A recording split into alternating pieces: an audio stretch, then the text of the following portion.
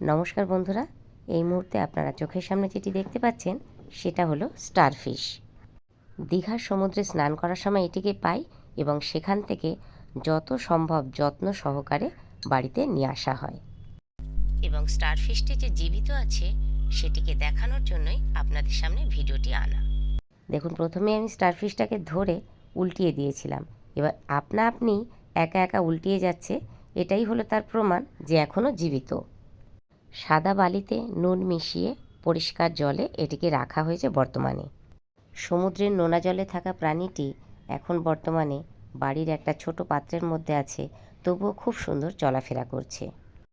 স্টারফিশের প্রত্যেকটা বাহুর ডগায় একটা করে চোখ আছে।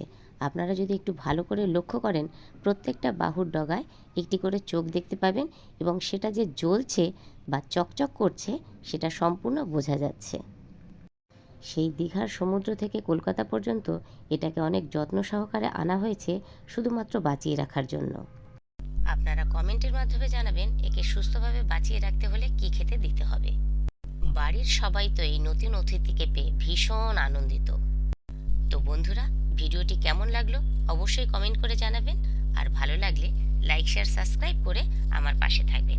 আজকের মতন এই পর্যন্ত, সবাই ভালো থাকবেন, টাটা।